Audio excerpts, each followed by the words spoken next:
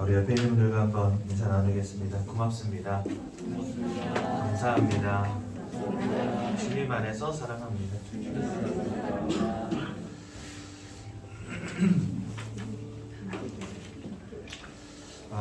오늘은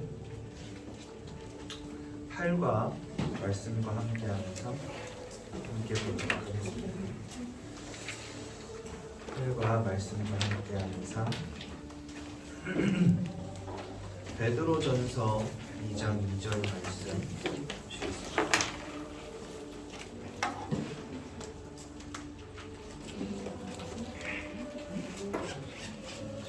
베드로전서 2장 2절.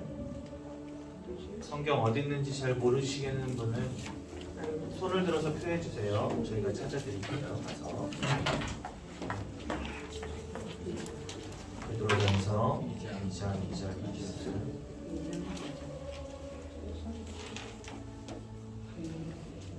시간 많습니다. 여러분께 천천히 찾아보십시오.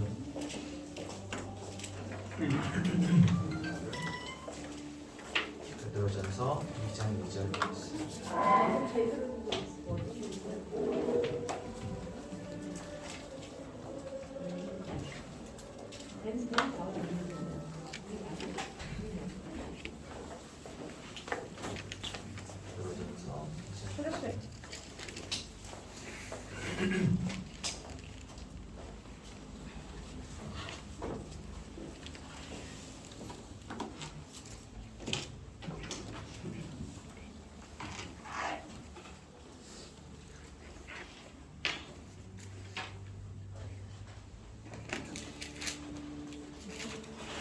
베드로전서 2장 2절.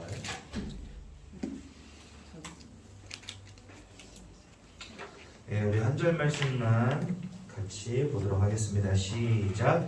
간단 아기들 같이 순전하고 신령한 젖을 사모하라. 이는 그로 말미암아 너희로 구원에 이르도록 자라게 하려 함이라. 아멘.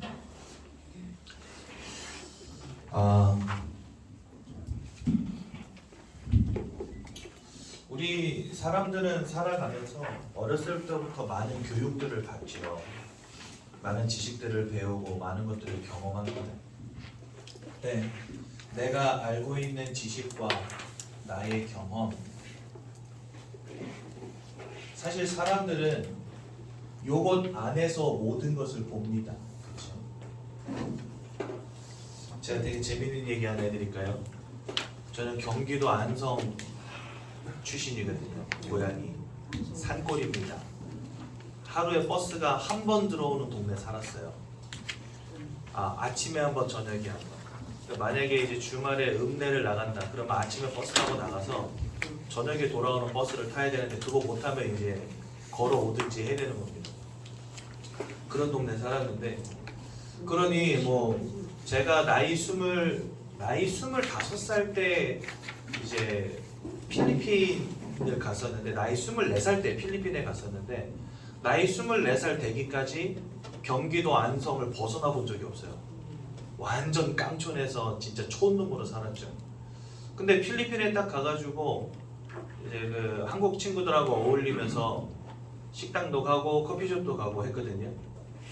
근데 그때 처음으로 제가 가본 게 어디였냐면 스타벅스 커피숍을 처음으로 가본 겁니다. 제가 이제 거기 가서 너무 놀랐어요. 제가 있던 동네에는 커피숍이라고는 그 마담 아주머니가 그 날달걀 풀어주는 커피, 프리마 넣어주는 커피, 네, 다방 커피 이거밖에 없었거든요. 제 동네에 뭐 스타벅스 이런 거 없었어요. 그랬는데 스타벅스가 있는 거예요. 그래가지고 제가 거기서 얼마나 멍청이 같은 소리를 했냐면, 이 좋은 게 왜 우리나라에는 없을까? 우리나라에 없는 게 아니죠. 우리 동네에 없는 거지. 근데 저는 늘 보고 자란 게, 논 보고 자라고 밥 보고 자라고 다방 보고 자랐는데 스타벅스 볼 기회가 없었단 말이죠. 그래서 저는 스타벅스가 우리나라에 없는 줄 알았어요. 우리 동네에 없는 건데. 그래, 제가 그 얘기를 하니까 일동 얼음 일동 얼음 돼버렸어요. 같이 간 한국 친구들이 다 일동 얼음 됐어요. 그러더니 뭐라고 대답을 해줘야 될지 모르겠는 눈치들인 거예요. 스타벅스 우리나라 많은데? 우리 동네에는 이게 블럭마다 하나씩 있는데 막 이러는 거예요, 친구들이. 근데 안성에는 스타벅스가 하나도 없었거든요, 그때 당시에. 그래서 저는 그런 커피숍이 있는 줄도 몰랐고 우리나라에는 당연히 없다고 생각했고, 그러니까 촌놈이니까 보는 만큼만 아는 거죠. 맞습니다, 여러분들. 우리가 알고 있는 지식과 경험 안에서 우리는 모든 것을 판단합니다. 그래서 성경이 말씀하시는 영적인 지식들을, 영적인 세계와 영적인 사실들을 알아가는 것은 굉장히 중요한 것입니다. 그런데 우리가 복음을 말할 때 많은 분들이 범하는 오류가 뭐냐면 본인이 알고 있는 것 안에서 복음을 판단하려고 합니다. 그래서 영적인 너무나 중요한 사실들을 알려드림에도 불구하고 이것들을 잘 깨닫지 못하시는 분들이 참 많이 계시더라고요. 그래서 여러분들이 복음을 들을 때는요, 지금까지 쌓아 올렸던 지식과 경험들은 일단 내려놓으시고, 왜 이렇게 성경은 말씀하는지, 왜 저 목사님은 침을 튀겨가면서 이런 소리를 자꾸 하는지, 진짜 여러분들 모든 가능성을 열고 말씀을 들으셔야 됩니다. 왜냐하면 세상은 죽었다 깨나도 알 수 없는 것이 하나 있습니다. 그게 뭐냐면 바로 영적 사실입니다. 요거 알지 못해요. 영적 사실을 알지 못한다는 건 뭘 의미하냐면, 첫 번째로 천국과 지옥이 있다는 사실을 알지 못하고요. 그리고 하나님이 계시다는 사실을 알지 못하고요. 세 번째로 사단과 귀신의 세력이 있음을 알지 못합니다. 이러한 사실들을 알지 못하니까 결과적으로는 뭘 알지 못하냐? 구원이라고 하는 것이 무엇인지를 알지 못합니다.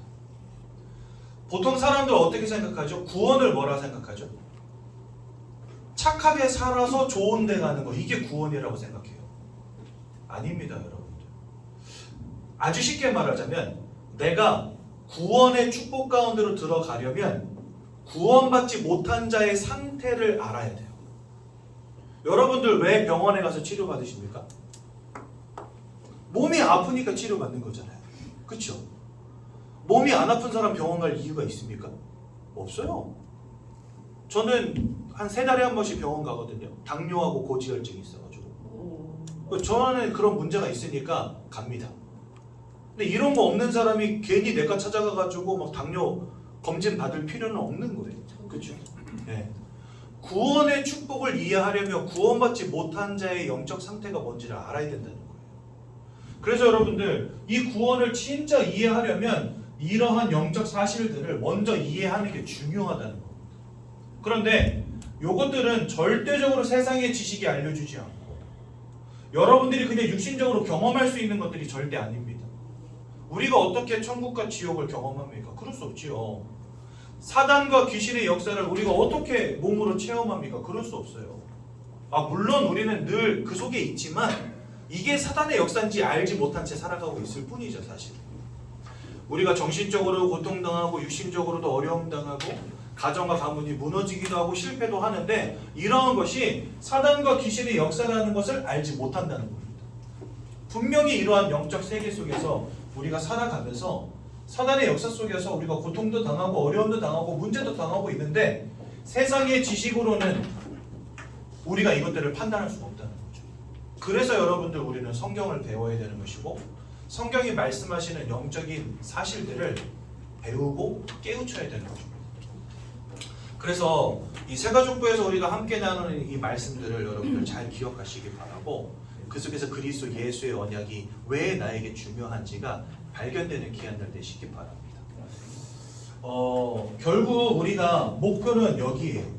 구원에 이르는 믿음을 갖기 위한 것입니다. 근데 그냥 세상 사람들이 자기들 멋대로 생각대로 말하는 구원 말고 하나님이 진짜 성경을 통해 우리에게 말씀하시는 구원이 뭔지를 이해해야 된다는 거죠.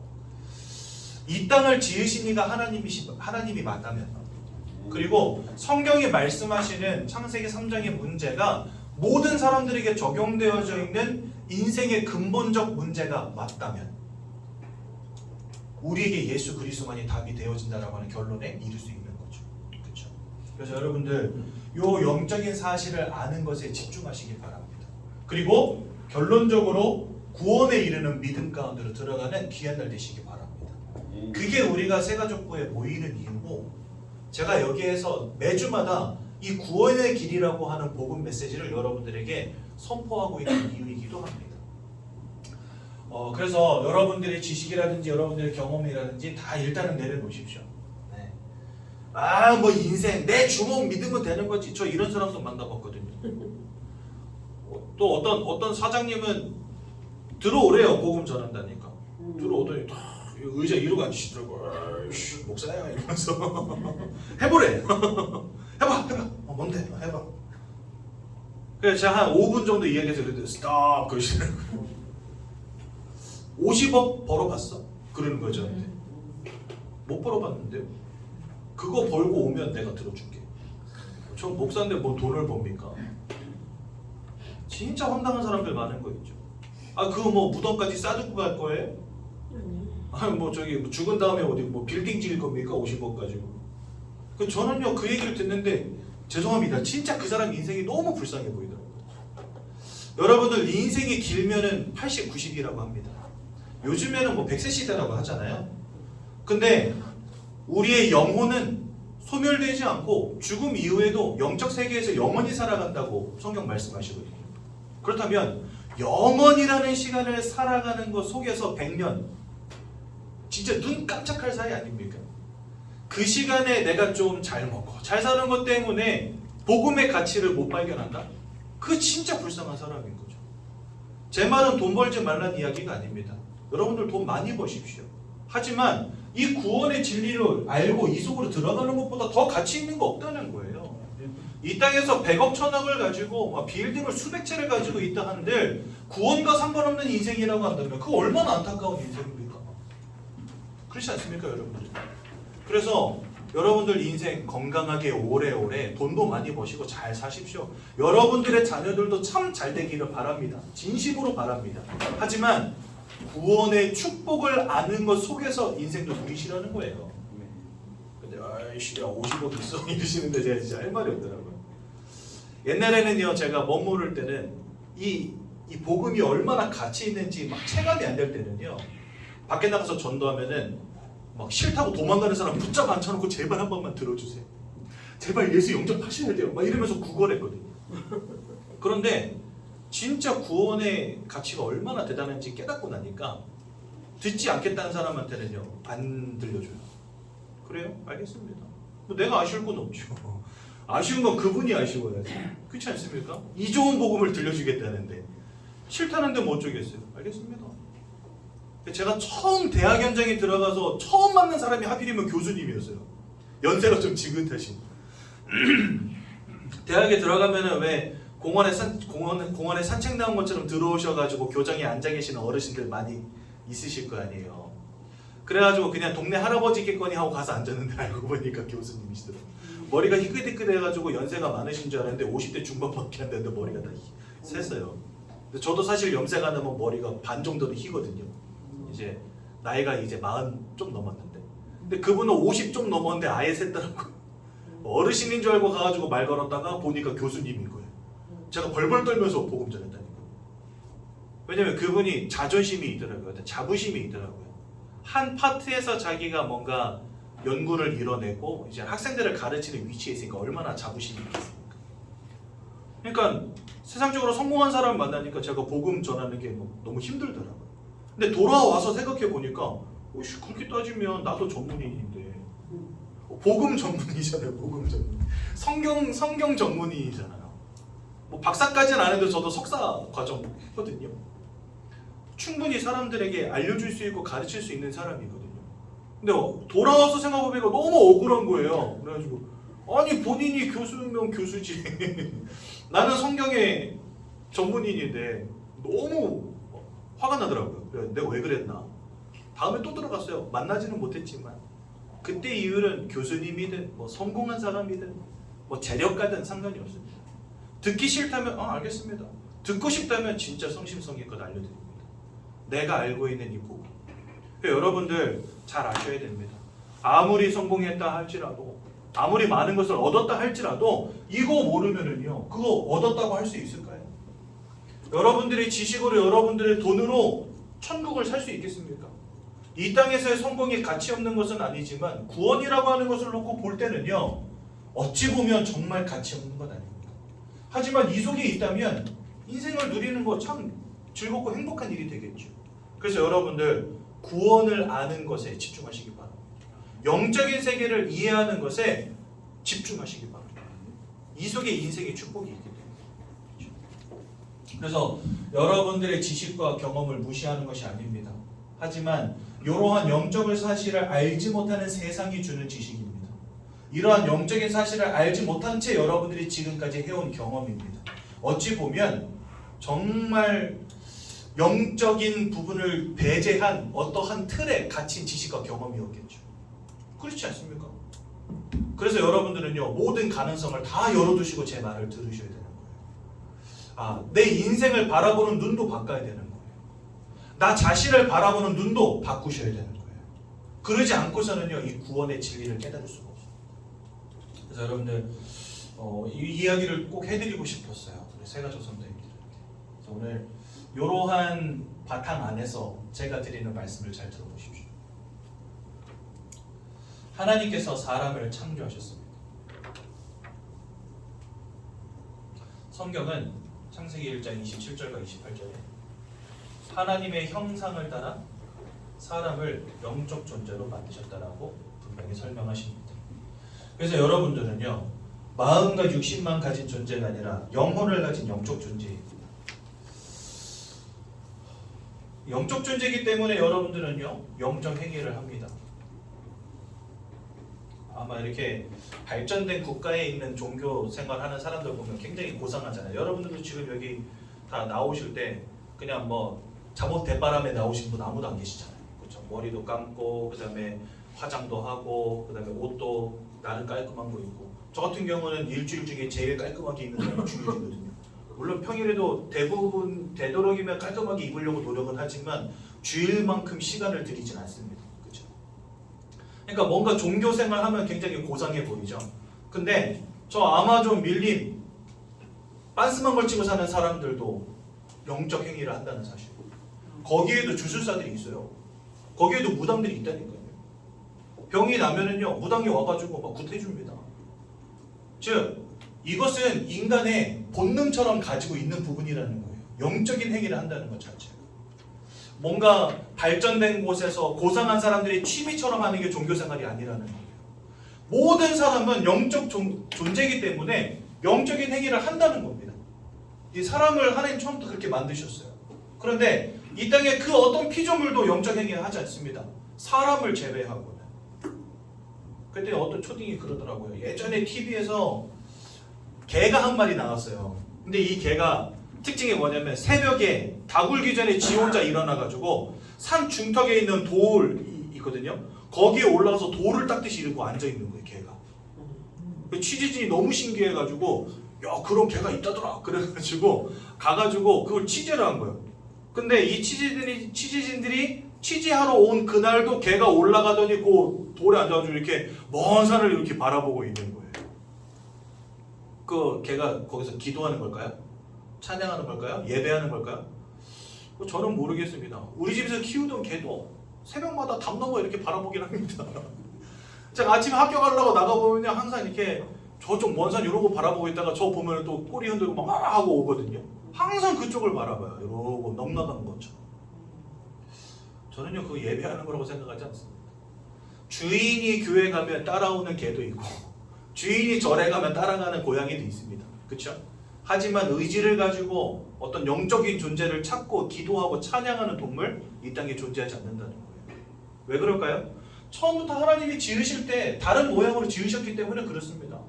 사람은 하나님의 형상 따라 영적 존재를 지으셨기 때문에 본능적으로 영적인 행위를 해요. 종교가 없는 사람도요, 만약에 사업하다가 사업이 딱 절단난다 그러면 뭐부터 생각하는지 아세요? 야, 내가 제사를 안 지냈더니 이렇게 생각이 간다니까요. 굿이라도 한번 해야 되나? 막 절체절명의 위기 속에서 운전하고 가다가 갑자기 차가 막 미끄러져가지고 뒤집어지려고 해요. 그럼 여러분들 뭐 나오죠, 입에서? 아이고 아버지 찾는 사람도 있지만 하나님 부처님 찾는 사람들 많습니다. 왜 그런지 아세요? 본능적으로 영적인 것을 찾고 간구하는 본능이 있다는 거예요. 사람에게. 영적인 행위를 한다는 거죠. 또 이 땅을 창조하신 하나님을 닮았기 때문에 창조 행위를 하는 유일한 존재가 바로 인간입니다. 무엇인가를 자꾸 만들어내요. 개발해내고, 그렇죠? 앞으로는 이제 입에다 옷에다가 입는 컴퓨터가 나온다잖아요. 저 화성에다가 식민지를 건설해서 이주해서 산다잖아요.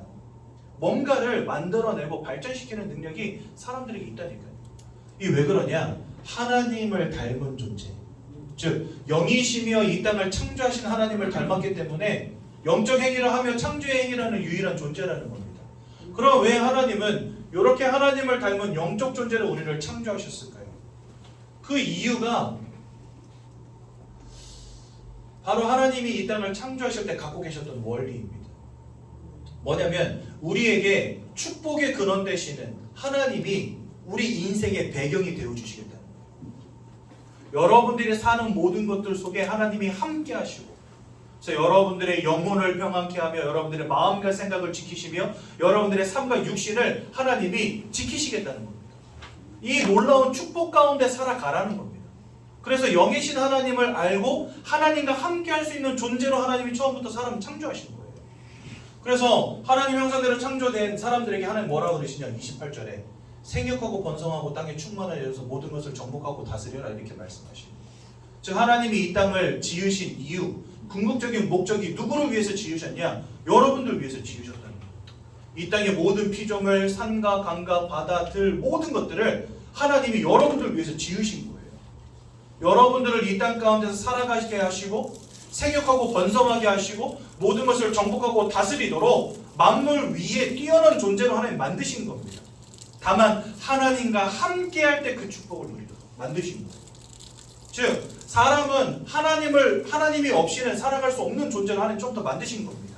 마치 물고기가 물을 떠나서는 살 수 없는 것처럼, 나무가 땅에서 뿌리가 뽑히면 살 수 없는 것처럼, 새가 날개가 꺾여서 하늘을 날지 못하면 살 수 없는 것처럼 사람은 하나님을 알고 하나님과 함께할 때 행복한 존재로 하나님 처음부터 만드신 거예요. 여러분들은 영적 존재로서 하나님을 알고 하나님께 예배하고 찬양하도록 하나님 처음부터 지으신 겁니다. 그리고 그 축복 안에 있을 때 인생이 참된 행복을 찾도록 하나님 만드신 거예요. 여러분들 혹시 엔돌핀이라는 말 들어보신 적 있으세요? 엔돌핀이 뭐냐면 우리 몸에서 분비되는 호르몬의 이름입니다. 근데 이 엔돌핀의 효능이 뭐냐면요, 고통을 억제시켜줘요. 고통을 억제시켜주고 마음을 기쁘게 해주는 호르몬이에요. 근데 이 엔돌핀의 효능에 3000배 효과를 가진 호르몬이 있어요. 그게 뭐냐면 다이돌핀이라고 해요. 이 다이돌핀은 특징이 뭐냐면 감동받을 때 분비가 돼요. 그러니까 여러분들 음악회 같은 데 가가지고 막 노래 듣다 보면 갑자기 막 가슴이 막 북받쳐 오르면서 눈물이 막 주르르 흐르고 이럴 때 있잖아요. 이렇게 감동받을 때 뭐가 분비가 되냐면 다이돌핀이 분비가 되거든요. 근데 이 다이돌핀은요, 엔돌핀의 3000배 효과예요. 여러분들의 마음을 기쁨으로 충만하게 해주고 여러분들의 육신의 연약함이 치유되게 하는 호르몬이 바로 다이돌핀입니다. 근데 이 다이돌핀의 또 다른 이름이 뭐냐? 감동의 호르몬이에요. 근데 여러분, 언제 사람들이 진짜 감동 속으로 진하게 깊이 들어가냐? 저는 예수 전달하고 이분들이 예수 영접할 때 눈물 흘리는 분들 많이 봤어요. 우리가 복음을 듣고 찬양을 하고 기도할 때 나도 모르게 하나님 주시는 은혜 가운데에서 이 감동이 막 물밀듯이 밀려온단 말이죠. 하나님과 함께하는 인생, 하나님이 날마다 은혜 주시고 하나님이 응답하시고 하나님께 예배할 때 나도 모르게 하나님 주시는 은혜 속에서 감동이 막 물밀듯이 일어나죠. 그게 여러분들의 마음과 육신과 삶을 치유한다니까요. 어마어마한 힘이 있는 호르몬이 그때 분비가 된다니까요. 하나님과 함께할 때 우리의 인생이 그 속에서 복되고 형통하고 풍성해지는 축복들을 하나님이 처음 지으실 때부터 이미 다 예비해 놓으신 거예요. 여러분들을 위해서. 그래서 인생은 하나님과 함께하는 축복 가운데 있어야 됩니다. 물고기가 물을 잃어버리면 그게 곧 사망이잖아요. 그것처럼 하나님을 잃어버린 인생이 곧 사망이요, 불행이요, 저주의 시작이 되는 것입니다. 아이가 부모를 잃어버렸다. 얼마나 힘들고 고된 인생이 되겠습니까? 그렇죠? 그것처럼 하나님을 잃어버린 인생은요, 그것이 곧 저주와 문제의 시작이 되는 것입니다. 근데 우리 지금까지 하나님 모른 채 살아왔잖아요. 세상에 수없이 많은 사람들 하나님 모른 채 살아갑니다. 그러니 세상은 점점 발전하고 좋아지는데도 불구하고 인생의 개인의 고통과 근심과 걱정은 끊이지가 않는 거예요. 돈을 아무리 많이 번들 되지 않습니다. 이게. 하나님이라고 하는 본질적인 축복을 잃어버리고 나니까 돈을 아무리 많이 벌어도 안 되는 거예요.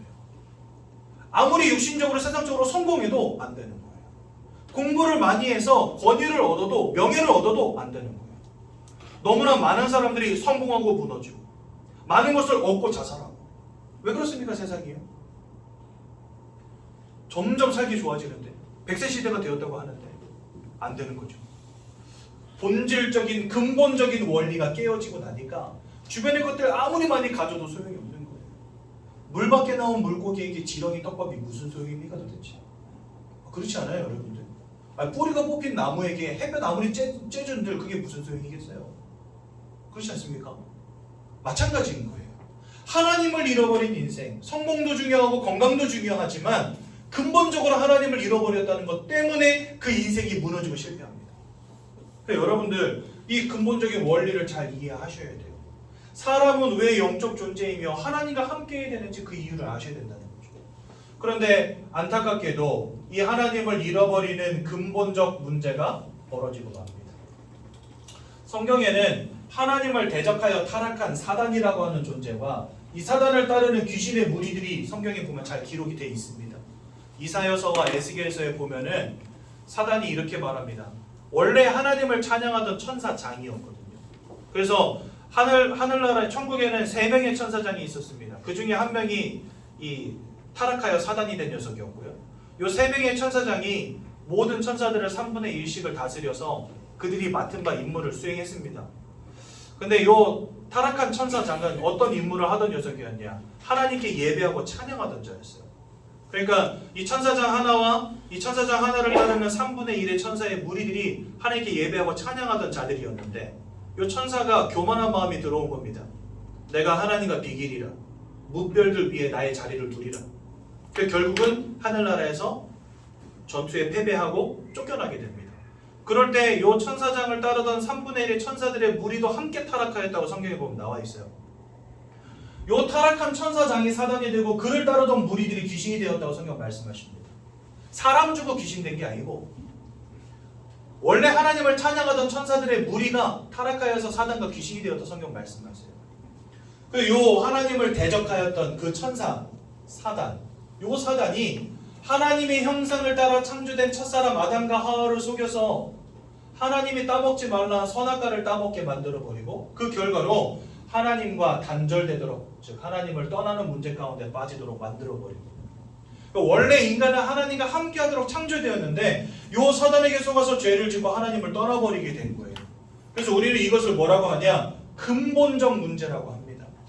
여러분들에게 뭐 경제의 문제, 건강의 문제, 자녀의 문제, 뭐 인생의 문제, 여러 가지 문제들 와 있을 수 있어요. 그런데 그러한 문제들이 올 수밖에 없었던 근본이 되는 문제가 있다는 거예요. 내가 아무리 행복을 추구해도 내가 원하는 행복이 오지 않고 자꾸 내가 원치 않는 불행과 문제가 지속되어질 수밖에 없는 근본적 원인이 있다는 겁니다. 영적 존재인 사람, 하나님과 함께 되는 사람이 사단에게 속아 죄를 짓고 하나님을 떠나버리게 된 거예요. 그래서 우리는 이것을 근본적 문제라고 하는 것입니다. 이 근본적 문제 때문에 인생의 모든 문제가 와버립니다. 첫 번째, 요한복음 8장 44절에 보니까 하나님과 함께하던 인생이 이제는 사단 마귀에게 붙잡힌 인생으로 바뀌어지게 되어버립니다. 여러분들이 인정하든 인정하지 않든 여러분들이 태어나서 죽는 그 순간까지 여러분들의 영적인 배경 속에 눈에 보이지 않는 영적 존재가 있다는 거예요. 그 녀석의 이름이 바로 요 마귀. 근데 이 녀석은 요한복음 8장 44절 뭐라고 말씀하시냐? 살인한 자요, 거짓말장이라고 말씀하십니다. 또 요한복음 10장 10절에는 도적이라고 말씀하십니다. 여러분들로부터 모든 것을 빼앗고 죽이고 멸망시키려는 자라고 말씀하세요. 계시록 12장 9절에는 천하를 속이고 꿰는 자라고 되어 있습니다. 즉 사기꾼이라는 겁니다.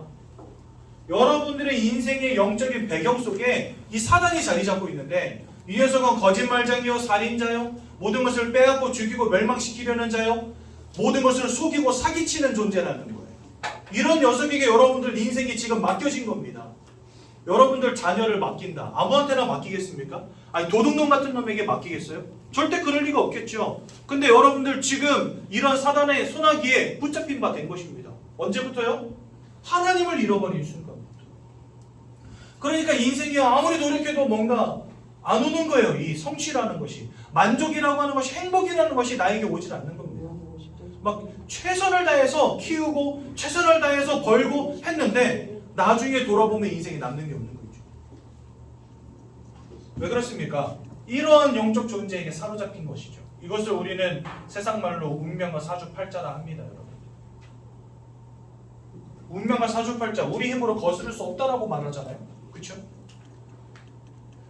제가 목사인데 우리 집 앞에다가 누가 전단지를 붙여놓은 거예요. 근데 전단지에 뭐라고 돼 있느냐, 저기 군포에서 아주 유명한 무당이 만든 전단지를 우리 집 앞에다 붙여놨더라고요. 나 목사인데.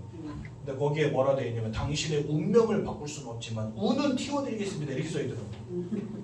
운명은 못 바꾼대요. 하지만 조금 운은 띄워드릴 수 있대. 굿을 하든지 뭐 부적을 붙이든지 해가지고 조금 운은 띄워드릴 수 있으니까 연락하라고. 저 목사인데 우리 집에다 붙여놨더라고요. 그래서 전화해가지고 복음이나 한번 전해줄까 하다가 참았는데, 운명과 사주팔자 세상 사람들도 압니다. 내 힘으로 바꿀 수 없는 것이라는 거. 성경은요 더 정확히 말합니다. 그 운명과 사주팔자의 주관자가 바로 이 사단이다.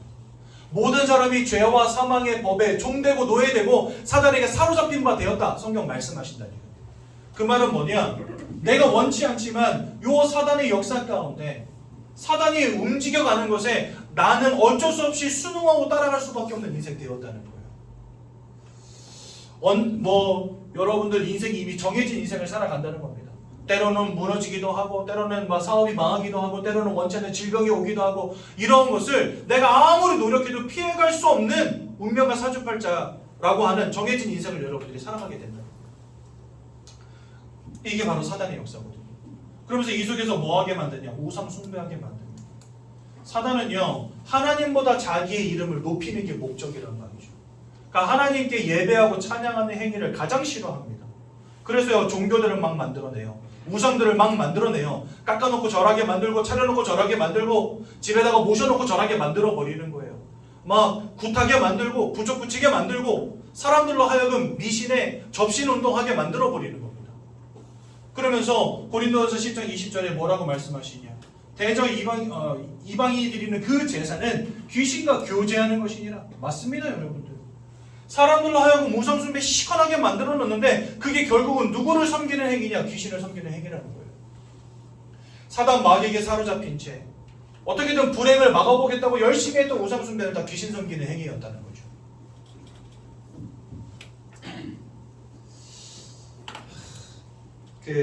얼마 전에 저희 교역자들이 함께 강원도 한번 다녀왔거든요. 남자들끼리. 진짜 저희 선임 부목사님 강반성 목사님 한 예전교회 오신 지 지금 한 7년 정도 됐는데 7년 만에 처음으로 우리 5명이 뭉쳤어요. 남자들 5명이. 너무 바빴어요. 그동안. 한 사람이 시간 나면 이 사람이 시간 안 되고 저 사람이 시간 나면 이 사람이 시간 안 되고 그래가지고 5명에서 뭉칠 수 있는 시간이 전혀 없었어요. 그래가지고 무려 7년이 흘렀는데 한 번도 단합회라는 걸 못 해본 거예요. 우리 5명이서. 담임 목사님이 가자 그러면은 저희 교역자들 담임 목사님 집합 명령이 있어서 이번 주는 사역이 좀 힘들 것 같습니다. 이래가지고 성도님들께 양해 구하고 하루 비워가지고 온 교역자들이 다 같이 놀러 가는 거는 한 번씩 가능했어요. 1년에 한 번씩 이렇게 다녀왔거든요. 근데 우리 5명이서 하려니까 우리 5명이서 뭐 잠깐 바람 쐬러 온다고 뭐 성도님들 사역을 막 취소할 수는 없잖아요. 그래가지고 쉬는 날 이제 애들 다 엄마들한테 다 맡겨놓고 쉬는 날 뭉쳤습니다. 그래가지고 이제 강릉 강원도 갔다 왔는데 강원도에 가면 여러분들 정동진이라고 있잖아요. 그 정동진 앞바다가 뭘로 유명하냐면 해돋이로 유명합니다. 해 질 때랑 해 뜰 때 전기가 충만해지거든요. 대기 가운데. 거기에 사람들이 많이 가고 그 다음에 구판도 자주 벌어지는 데가 정동진이에요. 근데 거기에 가면은요 접신을 연습하는 사람들이 자주 와요. 네. 물론 우리 교육자들이 다 같이 갔을 때는 그런 거 없었지만 제가 신혼여행을 정동진으로 갔었거든요. 우리 둘은 저랑 제 아내는 필리핀에서 만났기 때문에 그 여러분들 한국 사람들이 신혼여행으로 가는 보라카이 뭐 세부 이런 데 있죠. 그런 데를 저는 그냥 주말에 데이트하러 갔다 왔었어요. 그래가지고 해외 그 멋진 바다는 하도 많이 봐가지고 우리 결혼할 때는 국내 투어 한번 하자 이래서 아버지 차 빌려가지고 3박 4일 동안 전국을 돌봅니다. 그래서 가다가 배고프면 밥 먹고 졸리면 들어가 자고 그리고서 또 이제 야 이제 또 돌자 그러면 나와서 차 타고 또 돌고 정처 없이 그냥 돌았어요. 계획 없이. 근데 되게 재밌었거든요. 정동진 딱 도착해가지고 방 잡고 이제 해변에 나와서 걷는데 이 접신하는 사람들 와 있는 거예요. 돗자리 하나 딱 깔아놓은 거예요. 해가 이제 어스름이 져가고 있는데 그때 이제 막 물론 저간에 해는 안 보이지만 하늘이 붉게 물들거든요. 근데 그때 바닷가를 향해서 돗자리 딱 깔아놓고 일단의 무리들이 막 북치고 장구치고 난리가 났어요. 그리고 젊은 아가씨 하나는 막 울고 있고 뒤에 나이가 지긋한 할머니는 이렇게 몽둥이 같은 거 들고 서가지고 막 그 여자 등짝을 때리면서 이잖아 막 이러면서 막 때려요. 뭐지? 하고 보니까 이 여자가 접신하고 있는 거예요. 근데 귀신이 막 몸으로 이렇게 스며드는 그 느낌이 너무 선명하니까 그게 싫으니까 싫어요 이러면서 막 울고 있어. 근데 너 신이 선택해서 너 이 길을 가야 되는데 이것조차도 힘들어하면 너 어떻게 먹고 살 건데? 너 어떻게 무당짓 할 건데?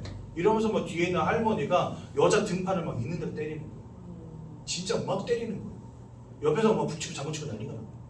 여자는 막 싫다고 막 울고 있고. 제가 그걸 보면서 너무 안타깝더라고요.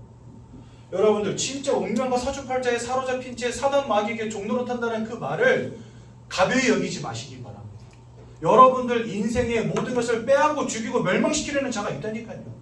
여러분들을 영적으로 무너뜨리고 마음과 생각이 병들게 만들고 삶과 육신이 무너지게 만드는 존재가 있다니까요. 근데 이거를 세상이 가르치지 않아요. 나의 지식과 나의 경험 속에는 없는 녀석이에요. 그러니까 농담으로 여겨요, 많은 사람들이. 아유, 세상에 사단이 어디 있고 귀신이 어디 있고. 지금 우리나라에만 귀신을 몸에다 받아들이고 무당 일을 하고 있는 사람이 100만 명입니다, 여러분. 어마어마한 숫자거든요. 여러분들 밖에 나가보세요. 아마 그 대나무에다가 흰 깃발, 빨간 깃발, 태극기 달아놓고 점집 차려내는 사람들 얼마나 많은지. 그 가운데는요, 17, 18살밖에 안 된 고등학생들도 있어요. 학교에 가서 공부하고 있는데 신이 와버린 거예요. 막 몸이 아픈데 병원에 가도 변명도 안 나와. 자기는 아파 죽겠는데 약을 먹어도 안 돼. 결국은 여기도 해보고 저기도 해보고 이것도 해보다가 안 되니까 어디 찾아가냐? 무당 찾아가거든요. 그럼 무당이 뭐라 그럽니까? 네 신 받아야 된다. 안 받고 버팅기면은 막 아버지가 자빠지고 경제가 나 자빠지고 어떻게 안 받습니까? 운명과 사주팔자와 사단에게 종노릇되었다는 말이 이해가 되십니까, 여러분? 저는요 이런 무당들을 거의 250명 넘게 만나봤어요. 다 똑같아요, 인생이요. 신 받기 전에는 몸이 그렇게 아프다는 거예요. 안 받으려고 거부하면 막 남편 자빠지지, 막 이게 동생한테 혹은 자녀에게 내려간다 하지. 그러니까 이 사람들이 울며 겨자 먹기로 받는 거예요, 신을. 여러분들에게 어느 날 신이 찾아서 너 당신 무당돼야 된다 그러면 할 사람 누구 있습니까, 이 자리에? 저 하겠습니다. 손 들어보십시오. 계십니까? 아무도 없어요. 근데 100만 명이나 되는 숫자가 하고 있다니까요. 왜 그럴까요? 그게 운명과 사주팔자입니다. 벗어날 수 없는 운명과 사주팔자. 귀신에게 종되어버리고 마귀에게 사로잡힌 인생, 너무나 많은 사람들 지금 살아가고 있다니까요. 극단적으로 말해서 그런 무당들이 100만 명 있는 것이지, 무당되지 않았지만 이 땅 가운데서 이렇게 사단의 역사 가운데서 살아가고 있는 것입니다. 모든 사람들이요. 그러니 여러분들, 하나님을 잃어버린 채 사단에게 붙잡힌 것, 이게 사망이지 뭐가 사망입니까? 그렇죠? 그러니 그 마음과 생각이 온전하겠습니까? 무너질 수밖에 없는 거죠. 여러분들, 제가 몇 번 썼죠? 사람들은 영혼을 가진 존재요, 마음을 가진 존재요, 또한 육신을 가진 존재죠. 마음이 무너지면 육신도 병듭니다. 사람은 그런 존재예요. 우리의 영혼 속에 어떤 배경이 있느냐, 사단이 자리 잡고 있느냐, 하나님이 자리 잡고 있느냐에 따라서 여러분들의 마음이 평안함으로 오느냐, 혹은 마음에 우울증과 같은 정신적인 문제가 오느냐가 결정되는 겁니다. 지대한 영향을 끼친다는 거예요. 여러분들의 마음과 생각과 삶과 육신에 내 영적 배경 속에 자리 잡고 있는 이 사단이 지극히 큰 영향력을 미친다는 겁니다. 근데 우리 그런 거 모르잖아요? 그냥 공부 열심히 하고 성공하고 돈 많이 버는 줄로 알고 있잖아요. 어렸을 때부터 아이들한테 가르치는 게 뭡니까? 공부 열심히 해서 좋은 대학 나와서 돈 많이 벌고 잘 먹고 잘 살아라, 이거 가르치잖아요. 그런데 그 아이 또한 영적 배경 속에 사단이 함께하고 있다니까요. 최선을 다하지만 무너질 수밖에 없는 인생, 열심히 살지만 안 되어지는 인생, 행복을 바라지만 불행할 수밖에 없는 인생, 복음을 알지 못한 채 하나님을 떠난 인생, 이렇게 되는 겁니다. 너무나 많은 사람들이 마음과 생각이 무너져 우울증으로 막 조울증으로, 약을 먹지 않으면 잠을 자지 못하고, 분노를 조절하지 못하고, 공황장애 같은, 그렇죠? 대인기피증과 같은, 뭐 폐소공포증 이래가지고 막 방에 혼자 있는데 너무 두려워가지고 견딜 수 없는 이러한 정신적인 문제들이 오는 겁니다. 이런 것들이 심해지면은요, 정신 분열로도 가고, 심해지면 환청과 환상과 같은 막 귀신이 보이기도 하고, 나 집에 혼자 있는데 이상한 소리가 막 들리기도 하고 오는 겁니다, 여러분들. 여러분들 이렇게 하다 보면 나중에는 진짜 정신적인 문제로 발전하게 되는 거죠. 여러분, 우리나라 정신병원 병동이 가득 찬 거 아십니까? 더 이상 들어갈 데가 없어요. 한번 가려면 기다려야 돼요. 진짜 급한 사람들은요 넣어줘요. 근데 좀 문제 있는데 좀 쉬고 싶은데 들어가서 너무 힘든데, 이런 사람들은요 쉽게 안 들여보내줘요. 심각한 사람들 너무 많으니까. 근데 이 정신병동에 들어가 있는 많은 사람들 가운데 무당 자녀들 많은 거 아십니까? 이 귀신이 진짜 역사하는 곳에 사람들의 마음과 생각이 무너진다니까요. 진짜 신기하리만큼 정신병동에 무당 자녀들 많이 들어가 있습니다. 여러분들 잘 아셔야 돼요. 이런 영적인 사실들을 잘 아셔야 돼요. 그냥 제가 하는 말로 이해하시면 절대 안 돼요. 이 세상을 바라보는 눈을, 나 자신을 바라보는 눈을 빨리 성경이 말씀하시는 복음과 말씀으로 바꿔야 돼요. 그냥 지금까지 아이고 뭐 이런 거 전혀 모르고 살았고 뭐 저런 거 없다 생각했는데 아이고 나는 아직 잘 모르겠어요, 이래서는 안 된다는 거예요. 영적인 사실을 보셔야 된다는 거예요. 그러니 그 삶과 육신이 병들 수밖에 없죠. 원치 않는 실패, 원치 않는 사건, 원치 않는 질병, 그렇죠? 아니 누가 뭐 이혼하려고 결혼하는 사람 누가 있습니까? 하지만 우리나라 이혼율 50%, 외국은요 이혼율이 300%예요. 300%가 가능해요? 100%여야지 맞는 거 아닙니까? 근데 300%, 왠지 아십니까? 결혼하고 이혼하고 재혼하고 이혼하고 재혼하고 이혼하고. 여러분, 요즘에도 우리나라 조금 너 아빠 누구시니? 뭐 하시니? 물어보는 게 약간 지금은요 벌써 신뢰가 되는 질문이 됐어요. 옛날에는 그런 질문이 전혀 신뢰가 안 됐거든요. 왜냐하면 이혼율이 적으니까. 처음에 결혼해서 이렇게 같이 사는 가족들이 계속 같이 사니까. 근데 지금은요 이혼이 벌써 우리나라 50%예요. 10쌍 중에 5쌍이 이혼해요. 근데 젊은 남녀가 이혼하고 나면 어떻게 혼자 삽니까? 젊은데. 그렇죠? 또 만나겠죠. 또 재혼하겠죠. 그러니까 재혼 가정이 너무나 많아요. 그러니까 자녀가 뭐 3, 4명 있다 그러면 성이 달라. 그러니까 너 아버지 뭐 하시니 물어볼 수가 없는 거예요. 근데 외국은 더해.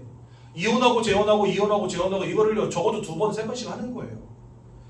여러분들 유명한 셀럽들 보십시오. 저 외국에 헐리우드에 있는 유명한 셀럽들 보십시오. 가족관계 아주 그냥 개판입니다.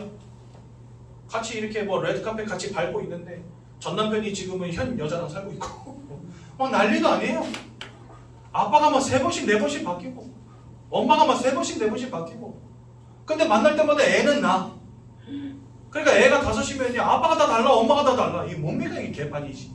근데 그런 일들이 외국은요 비일비재하다는 거예요. 그러니까 너네 아버지 뭐 하시니 물어보는 게 실례인 거죠.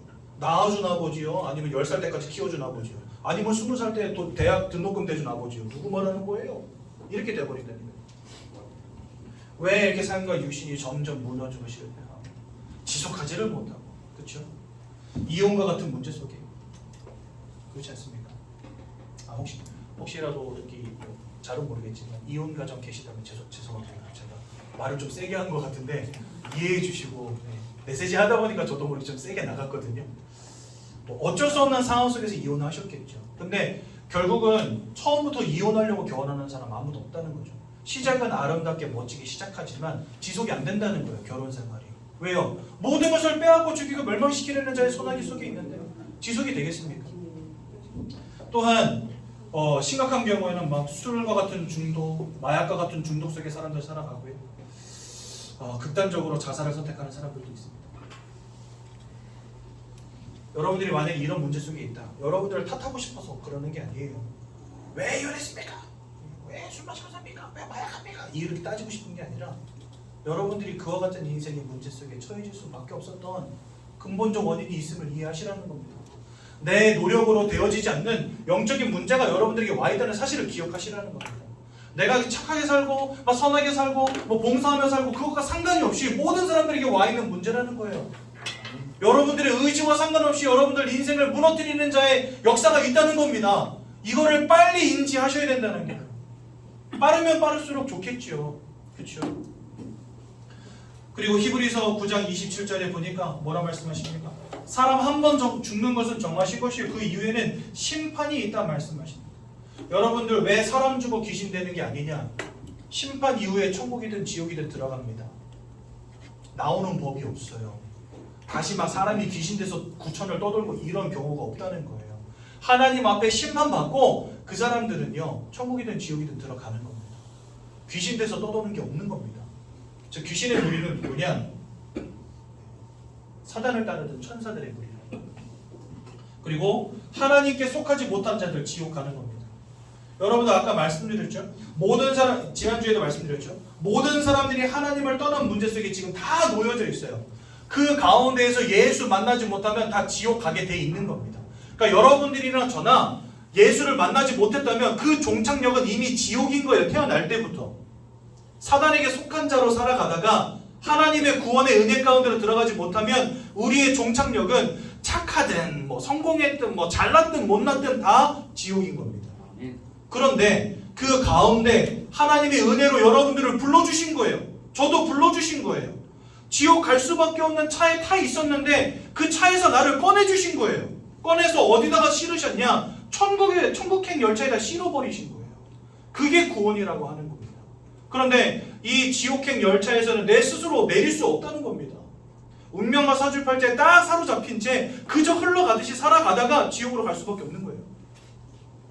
사단에게 붙잡힌 이 문제를 내 스스로 해결할 수 없기 때문에, 영이신 하나님을 내 스스로 만날 수 없기 때문에, 우리가 하나님을 잃어버리게 된 죄악의 문제를 죄인된 내 힘으로는 해결할 수 없기 때문에 지옥행 열차를 벗어날 가능성이 0.0001%도 없는 겁니다. 내 노력으로는. 그래서 여러분들 착하게 살아서 구원받는다는 말은 거짓말이고 뻥입니다. 착하게 산들 이 속에서 빠져나오겠습니까 여러분들? 착하게 산들 운명과 사주팔자에서 해방되어지겠습니까? 착하게 산들 이 사단의 권세에서부터 우리가 해방될 수 있겠습니까? 안 되는 거예요. 착하게 사는 것은 좋은 것이지만 나를 구원할 능력은 없어요. 이게 중요한 거예요 여러분들. 착하게 살지 말라는 것도 아니고 봉사하지 말라는 것도 아닙니다. 열심히 살지 말라는 것도 아닙니다. 하지만 그 모든 것들은 참 좋은 것이지만 나를 구원할 능력이 그 속에 없다니까요. 그 말은 이 땅에 그 어떤 방법을 내가 막 가져다 쓴다 하더라도 지옥으로 갈 수밖에 없는 이 운명과 사주팔자를 내 힘으로는 바꿀 수가 없다는 거예요. 그래서 여러분들 착하게 사나 못되게 사나 나의 수준과 내 능력과 이런 것과 상관이 없이 우리는 하나님의 은혜와 예수 그리스도의 구원의 축복이 아니고서는 지옥으로 들어가는 이 운명과 사주팔자에서 자유로울 수 없는 것입니다. 그래서 여러분들 모든 사람들은 예수 알지 못한 채 살아가다가 결국 지옥 가는 거예요.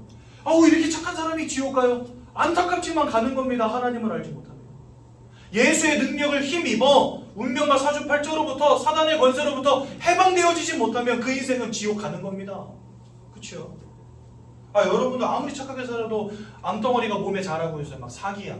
그거를 완벽하게 떼내지 않고서는 그 사람 살 수가 없는 거예요. 아무리 착하게도 똑같은 겁니다. 우리가 지옥으로 갈 수밖에 없는 그 운명과 사주팔자에서 내가 아무리 열심히 착하게 살아도 소용없다니까요. 하나님이 여러분들의 인생을 딱 부여잡고 천국으로 옮겨주시지 않으면 안 되는 겁니다. 그래서 인생의 노력은 참 값지고 좋은 것이지만 나를 구원할 진리의 능력은 되지 못한다는 거. 이게 여러분들 중요한 겁니다. 더 중요한 건 뭐냐? 여러분들의 후대도 여기서 자유로울 수 없다는 거예요. 왜 후대가 무너지는지 아십니까 여러분들? 내가 최선을 다해서 열심히 키운 죄밖에 없어요. 어떻게든 잘 키워보려고 노력했어요. 하지만 안 되는 겁니다. 왜요? 우리 후대들도 여기서 자유로울 수 없어요. 여러분들 보면은요, 막 잘해주는 부모도 있습니다. 좀 못해주는 부모도 있습니다. 하지만 그 인생을 사로잡고 있는 이 흑암의 역사 가운데서 자녀들이 무너질 수밖에 없습니다. 왜요? 이 모든 것을 빼앗고 죽이고 멸망시키려는 자에게 우리의 자녀들도 하나도 예외가 없이 다 붙잡혀 있다는 사실. 그러니 이러한 영적인 저주와 굴레들 무엇으로 우리가 벗겨내겠습니까? 내가 좀 돈 많이 벌어서 아이들한테 재산 많이 물려주면 되는 겁니까?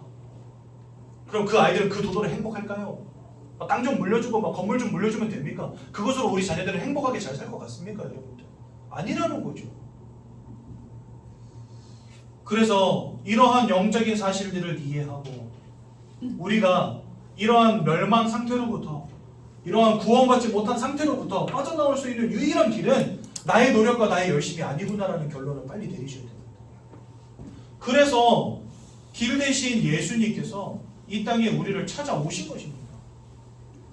빌립보서 2장 6절에서 2장 4절에서 8절에 보면은 그는 근본 하나님의 본체시나. 하나님의 본체라는 건 뭐죠? 본체라는 말은 예수님이 하나님 자신이라는 거예요. 네. 왜 우리는 그렇게 이해하잖아요. 예를 들어서 하나님이고 하나님 아들이고. 여러분들 자녀와 부모의 관계가 가정에서 수평적인 관계입니까? 수식적인 관계입니까? 어쩔 수 없이 수식적인 관계 될 수밖에 없어요. 야, 너 숙제는 했어? 빨리 앉아! 이렇게 될 수밖에 없죠. 막 집에서 자녀들에게 저기 숙제는 하셨습니까? 이런 수평적인 관계가 될 수는 없어요. 그렇지 않습니까? 그래서 예수님도 하나님과 수직적인 자리에서 보는 경우가 굉장히 많더라고요. 아닙니다. 무슨 막 하나님이 뭐 아빠 하나님, 엄마 하나님 이렇게 해가지고 뭐 아들 하나님 이렇게 태어났습니까? 그런 게 아니거든요. 원래부터 성경은 뭐라 말씀하시냐? 하나님 한 분이시요. 그 한 분 하나님이 세 개의 격으로 존재하신다 이래 되어 있습니다. 그래서 한 분 하나님이신데 그 한 분 하나님이 성부와 성자와 성령으로 존재하신다 이래 되어 있습니다. 그러니까 수직적인 관계가 아니라 수평적인 관계라는 거예요. 그러니까 예수님 자체가 하나님이시라고 되어 있어요. 하지만 스스로 자신을 낮추사 종의 형체를 입으시고 그 종의 형체를 입었다는 말이 뭡니까? 인간의 몸을 입고 이 땅에 오셨다는 겁니다. 그리고 죽기까지 복종하셨으니 하나님께서 원하시는 그 십자가 사건에 복종하셨어요. 그래서 십자가에서 돌아가셨어요. 그러니까 우리의 힘으로는 절대로 여기서 빠져나올 수 없으니까 하나님이신 예수님이 직접 이 땅에 오셔서 우리를 위해서 죽으시고 또한 부활하심으로 우리를 위한 구원을 완성하셨다는 거예요. 세상의 많은 종교들은 네가 돌을 닦으면 부처가 될 수 있다, 네가 착하게 살면 구원 얻을 수 있다 이렇게 가르치잖아요. 아니에요. 진짜 영적인 사실을 알고 보면 나의 도와 나의 노력과 나의 열심이 구원을 이룰 만한 능력이 없음을 우리는 알 수 있습니다. 그러니까 내 스스로 구원에 이룰 수 없기 때문에 하나님이 우리를 구원하시려고 직접 우리를 찾아오신 거예요. 많은 종교들은 네가 하나님 될 수 있다, 네가 신이 될 수 있다, 구원으로 갈 수 있다라고 가르치지만 아닙니다. 성경은 내 힘으로 구원에 이룰 수 없기 때문에 구원자이신 예수님이 나를 직접 만나러 와주신 거예요. 이게 종교와 복음의 차이입니다. 그래서 길 대신 예수님이 이 땅에 오셔서 세 가지 일을 하셨죠. 요한일서 3장 8절에 보니까 죄를 짓는 자마다 마귀에게 속하여 있다 말씀하시면서요, 아들이 나타나신 것은 이 마귀가 하는 모든 일을 멸하기 위함이니라. 맞습니다, 여러분들. 여러분들을 사로잡은 운명과 사주팔자의 문제를 깨뜨려버릴 유일한 분은 왕 대신 예수 외에는 없는 것입니다. 그래서 예수님은요, 참 왕으로 이 땅에 오셔서 이 사단의 권세를 깨뜨리시고, 두 번째로 로마서 8장 1절에서 2절에 보니까 예수 안에 있는 자는 이제 더 이상 죄인이 아니라고 말씀하십니다. 여러분들이나 저나 예수 안으로 들어오면 더 이상 죄인이 아닙니다. 왜요? 예수님이 십자가 위에서 피 흘려주신 이유가 뭐냐? 여러분들과 저의 죄 때문에 피 흘려주셨거든요. 우리는 죄인이 맞지만 하나님께 죄가 없다라고 인정받게 된 거예요. 누구로 말미암아? 예수 그리스도의 십자가의 공로로 말미암아. 그래서 예수님은 우리의 죄악의 문제를 끝내신 참 제사장이 되십니다. 또한 내가 곧 길이요 진리요 생명이니 나로 말미암지 않고는 아버지께로 올 자가 없느니라 말씀하세요. 하나님을 다 떠나버렸어요. 그 하나님을 만날 길이 우리에게는 없는 것입니다. 내가 돈을 번다고 만나는 것도 아니고, 성공한다고 만나지는 것도 아니고, 착하게 산다고 만나지는 것도 아니에요. 언제 우리가 하나님을 만날 수 있냐? 길 대신 예수를 통해서 하나님 만날 수 있다는 거죠. 그래서 예수를 내 마음속에 영접할 때 우리가 하나님을 만나게 되는 겁니다, 여러분들. 그래서 예수님은 하나님을 만나는 유일한 길, 참 선지자가 되신 것입니다. 이분이 2000년 전에 이 땅에 오셔서 우리를 위해서 고난당하시고 모든 고통당하시고 십자가에서 보혈을 흘려주시고 죽임 당하심으로 우리에게 생명을 내어주심으로 우리를 위한 구원을 완성하신 것입니다. 그리고 돌아가신 지 사흘 만에 부활하심으로 사망의 권세를 이기신 증거를 우리에게 보이셨습니다. 이 예수님은 우리 누구라고 부릅니까? 그리스도라고 부르는 것입니다. 그래서 여러분들 우리 인생의 근본적 문제, 사단과 원죄와 하나님 떠난 이 근본적 문제 세 가지를 예수님이 십자가에서 돌아가심으로 그리스도가 되심으로 완전히 끝내버리신 것입니다. 그 예수를 믿고 마음에 영접할 때 우리가 구원의 축복 가운데로 들어가는 겁니다. 착하게 산다고 구원받는 게 아니라 예수를 믿을 때 구원받는 겁니다.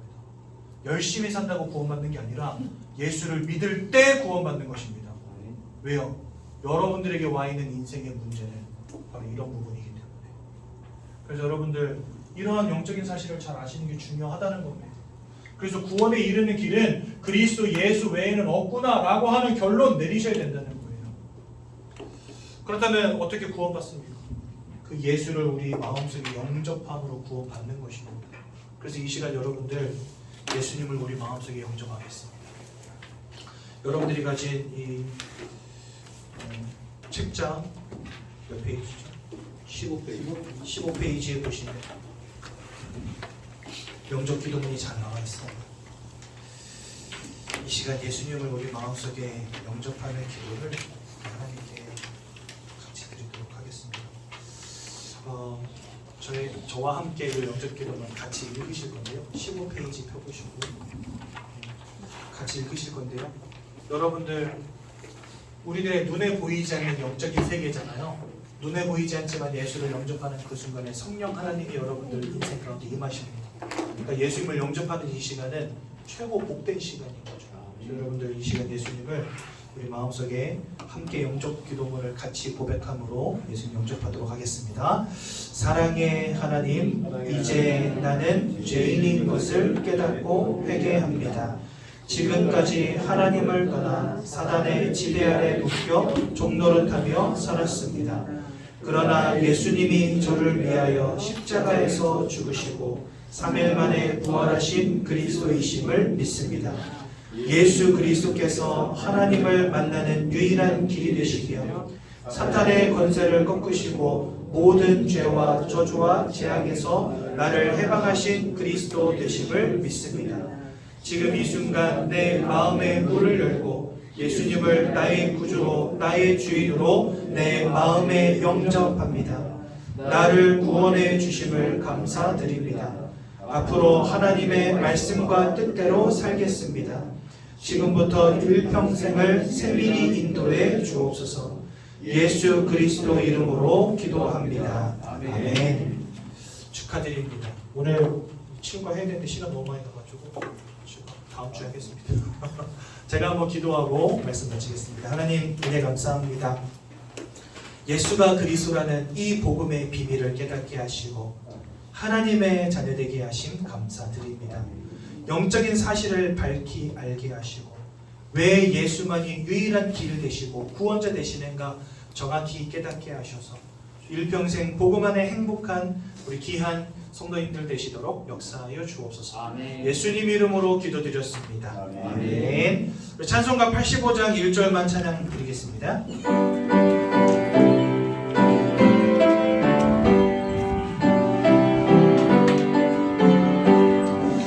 우주를 생각만 해도 이렇게 좋거든.